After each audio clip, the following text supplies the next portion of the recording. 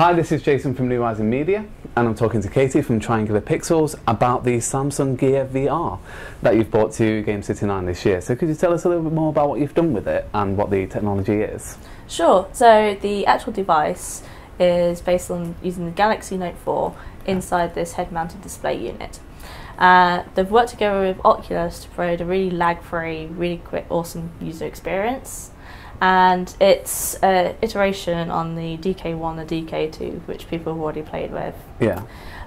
It's got a touchpad on the side, so simple interactions. And you just slide your phone in, and it's got some interesting sensors on there, so you can have not just having to rely on the phone's gyros. In terms of games, Oculus are going to be providing everyone with a store. So it's almost like the Steam store or the Google Play store, and we're going to be on there with our game, Smash Hit Plunder. Brilliant. So could you tell me a little bit more about Smash Hit Plunder? Sure.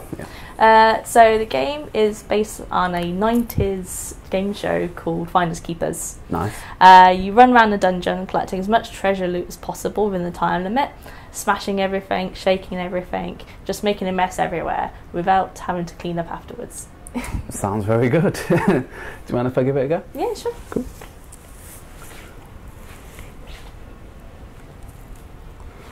So, seeing a couple of arrows, so I'll look this way to start screen.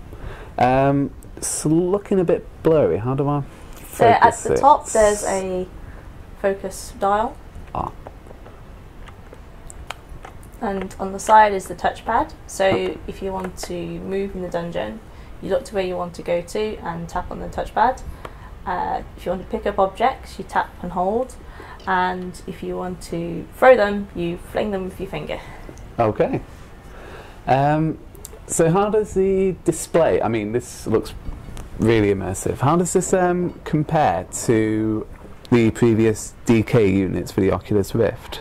So the Note 4 has I believe a wider field of view and is of higher resolution.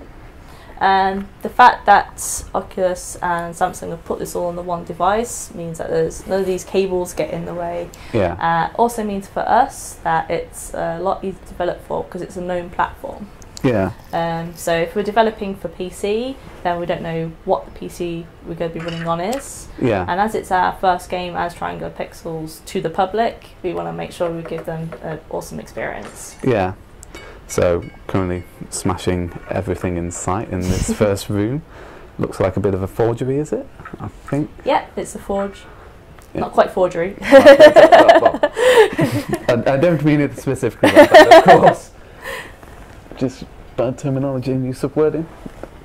It's quite interesting doing this from a chair as well. So, have you been experimenting with any other game genres with this at this time? I used to work at Sony's London studio on PlayStation Morpheus concepts about a year ago. Yeah. So I've already got quite a few games that I've had to come up with. Yeah.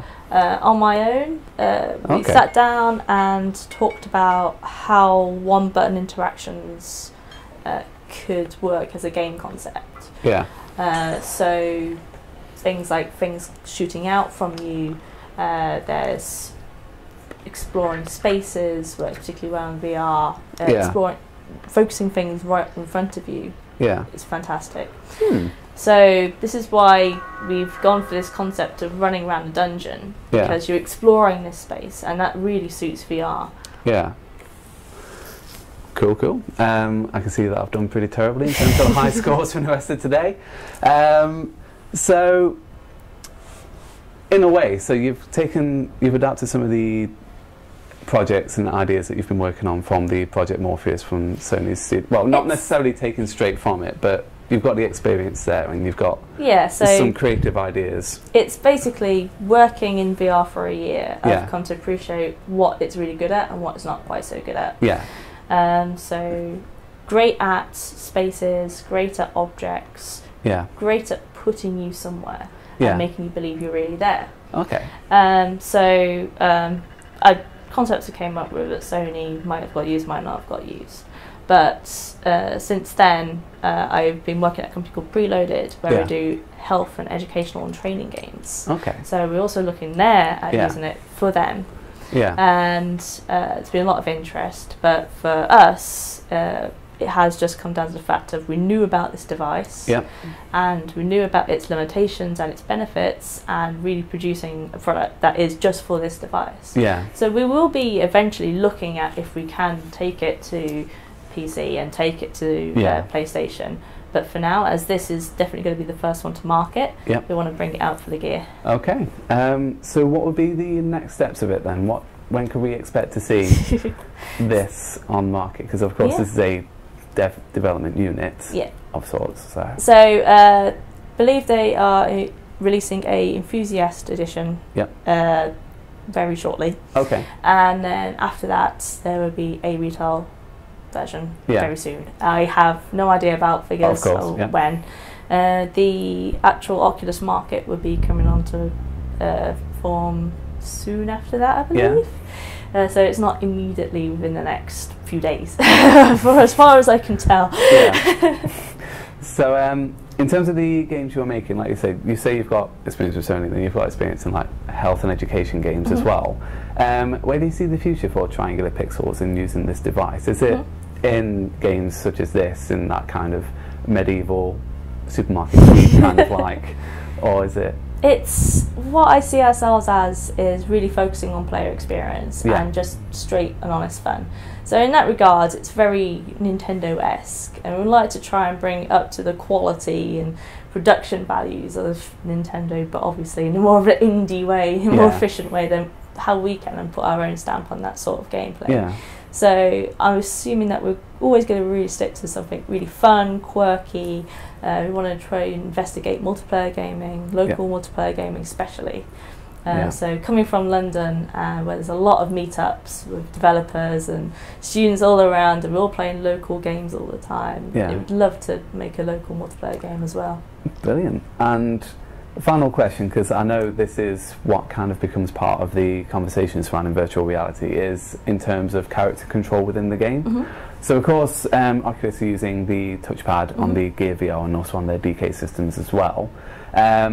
But beyond that as well, do you feel like there could be a better way of controlling a character within a game? Because of course with a VR system you can't necessarily have people walking, otherwise you don't really know what they're going to be doing.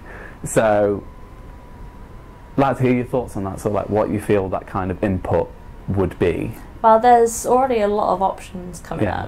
up. For us, we wanted to keep it as simple as possible. So if you buy the device, you can play the game. You don't have to Yeah. buy any extra hardware. You've got a lot of treadmills that are coming along, so people are standing on the spot and running on the spot Yeah. and ducking and diving and all the text that within the game. You've got I think it's called stem controllers, which are big motion controllers, and they've got weights in, so it feels like you actually have a sword in your hands. PlayStation's interesting because it's already got the move controllers and they work. They just already work. They are super sensitive. They track perfectly. Whereas the Razer has already been discontinued, so obvious that we're not going down that route. I am interested in the hardware side, but only as a sort of light hobby, as an interest, until someone can really prove that there's a market that for us that we can say everyone is going to have this hardware. Then we're always going to stick with whatever comes with the unit. Brilliant. Right, yeah, thank you very much. Right. Cheers.